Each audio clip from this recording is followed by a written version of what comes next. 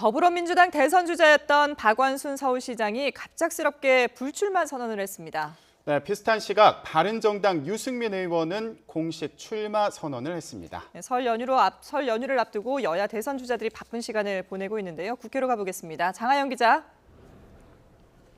네, 국회입니다. 네, 대선 주자들의 움직임을 알아보기 전에 어젯밤 박근혜 대통령이 한 보수 인터넷 매체와 인터뷰를 했는데 여기에 대한 여야의 반응이 아주 싸늘하다면서요. 네, 야당은 물론이고 여당까지 적절하지 않았다 이런 반응을 내놨습니다. 더불어민주당은 최후의 몸부림, 치졸한 언론 플레이, 직무 정지 상태 대통령이 헌법을 위배했다 이렇게 혹평했습니다. 우상호 원내대표는 오늘 아침 기자간담회를 열고 어제 박 대통령의 인터뷰와 관련해 비판을 쏟아냈습니다. 직접 들어보시죠.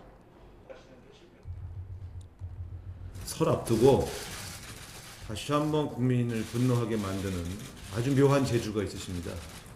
이들이 공모하여 총반격에 나선 것입니다. 설 민심을 잡겠다는 것이죠. 그래서 극우 보수의 권리를 선동한 것입니다. 국민의당도 어제 최순실 씨가 특검에 불려가며 민주주의 특검이 아니다라고 고함을 지른 것과 연계해서 같은 맥락의 시나리오가 아니냐 이렇게 꼬집었습니다. 바른정당도 검찰과 특검에서 변론은 하지 않고 자기 입맛에 맞는 일방적 인터뷰를 했다고 지적했습니다. 국민의당 주승용 원내대표 또 바른정당 정병국 대표의 말도 들어보시죠.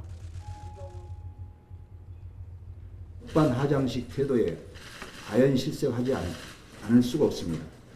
거짓말이 산더미처럼 쌓인 국정농단의 주범이 할 이야기는 아닌 것 같습니다. 이번 인터넷 방송 출연은 자기 방어권의 행사라고 보기에는 민망할 정도로 자기중심적이며 모든 것이 기획됐다는 항변은 대한민국을 더욱 분열시키고 여당인 새누리당 역시 대통령 심경을 이해 못할 바는 아니지만 설을 앞두고 나라 걱정하는 국민 마음을 먼저 헤아렸으면 한다고 아쉬움을 나타냈습니다. 새누리당 정우택 원내대표는 대통령이 처음부터 해명에 나섰으면 좋았을 텐데 이제와 이런 인터뷰한 것이 민심과는 괴리가 있는 것 같다 이렇게 우려했습니다. 네, 대선 주자들 얘기를 해보겠습니다. 더불어민주당 대선 주자 가운데 한 명이었던 박원순 서울시장.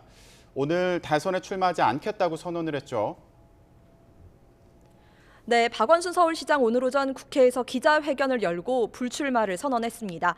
먼저 잠시 들어보겠습니다. 저는 이번 대선에 출마하지 않기로 했습니다. 비록 후보로서의 길은 좁지만 앞으로 국민의 염원인 정권 교체를 위해서 더불어민주당의 당원으로서 제가 할 수 있는 모든 노력을 다할 것입니다. 오늘은 민주당이 예비 후보 등록을 시작한 첫날입니다. 다음 달 5일 대선 출마 선언을 할 걸로 예정이 됐었기 때문에 박 시장의 불출마 선언은 다소 급작스럽습니다. 그동안 박원순 시장은 야권 공동정부, 공동경선을 주장하면서 당 경선 규칙에 부정적인 입장을 보였는데요.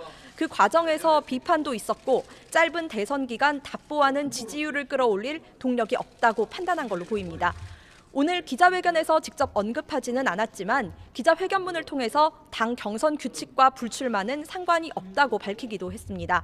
박 시장은 앞으로 서울시를 더 좋게 만들겠다, 지지자들에게 고맙다는 말을 남기고 국회를 떠났습니다. 네, 내일부터 이제 설 연휴가 시작되는데 민심을 잡기 위해서 대선 주자들이 바쁘게 움직이고 있죠. 네, 더불어민주당 문재인 전 대표는 오늘 신입 소방관을 만났습니다. 오늘 일정을 마지막으로 경남 양산 고향으로 가서 올해 90인 어머니를 뵙겠다 이렇게 설 연휴 계획을 밝혔습니다. 이 설 명절 동안 이 가족들과 함께 할 수 있다는 것이 우리 보통 사람들로서는 큰 행복인데 또 그럴 수 없는 분들도 많습니다. 실향민들은 찾아갈 고향이 없고. 반기문 전 유엔 사무총장은 백범 김구 선생 묘역을 참배한 뒤 김영호 전 국회의장을 만났습니다. 4.19와 5.18의 추동력을 못 끌고 갔었다며 이번에 개혁을 해야 한다고 밝혔고 당이 다른 건 별 문제가 안 된다고 말했습니다. 우리가 지금 이 포용적이지 않기 때문에 이런 문제가 생긴 겁니다. 사실 당이 다르다 이거는 큰 문제가 아니거든요.